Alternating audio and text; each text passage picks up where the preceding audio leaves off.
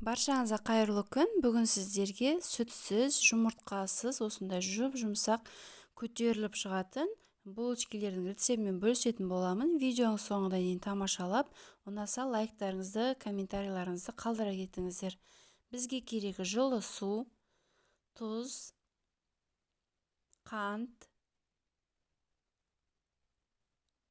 сұйық май және өлшеніп алған сары майымыздың жартысын қосамыз.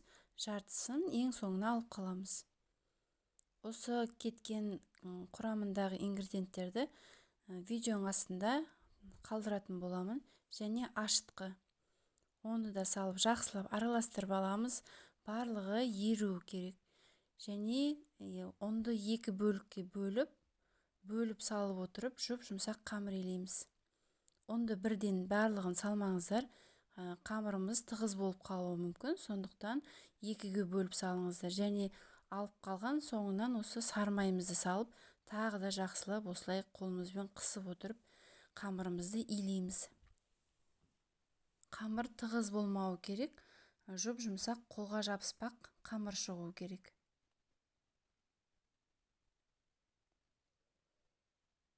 Мінекей қамырымыз осындай жұмсақтықта болады. Енді осыны бетін пищевой пленкамен, салафанмен жауып, жылы жерге 1-1,5 сағат қойып қоюымыз керек. Қамырымыз ашығанын күтеміз.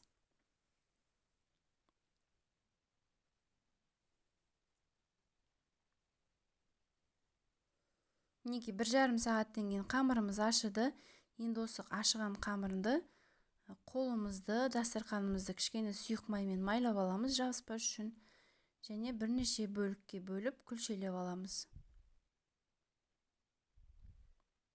Күлшеленген қамырларымыздың бетін міндетті түрде жауып қойыңыздар, кеуіп кетпес үшін. Шетінен алып отырып, енді булочкилердің формаларын жасаймыз. Мен ортасына салғанға начинкаға корица мен қантты салып араластырып қойдым. Сіздер қалаған салмаларын дайындасаңыздар болады. Мен сіздерге бірнеше оңай түрін көрсетемін булочкилердің. Қамырымызды осылай жұқа етіп жайып аламыз. Ортасына сұйық май жағамыз. Және осы қант пен корицаны салып, қамырды ораймыз. Оралған қамырымызды екіге бүктеп, ортасынан кесеміз. Оны осындай жүрекше булочкилеріміз шығады. Тағы да бір түрі жұқалап жайып аламыз қамырымызды. Ортасына сұйық май жағамыз және жіңішкелеп осылай жолақ етіп кесіп аламыз.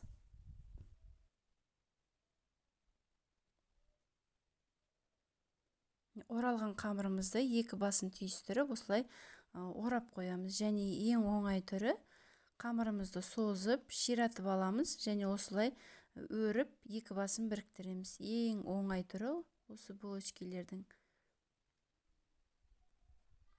Сіздер салмасына тек корица емес, қанттың өзін салсаңыздар да болады.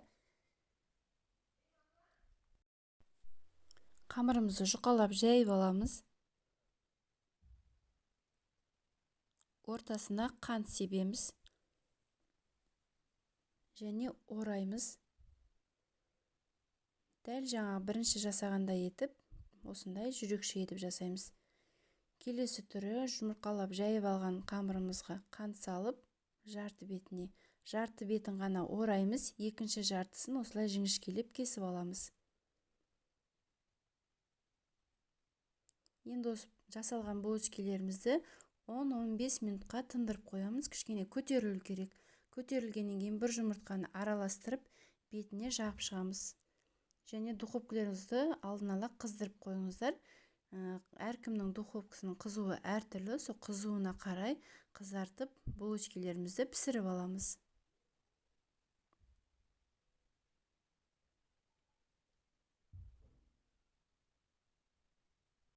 Сүтсіз және жұмыртқасыз осындай суға иленген жұмсақ булочкилеріміз дайын. Сіздер де осылай жасап көріңіздер. Және жасаған болсаңыздар, комментарийға бөлісе кетіңіздер. Видео ұнаған болса, лайк басуды ұмытпаңыздар және подписканы басып, қоңыраушаны баса кетіңіздер. Сіздермен болған Жұлдыз, сау болыңыздар.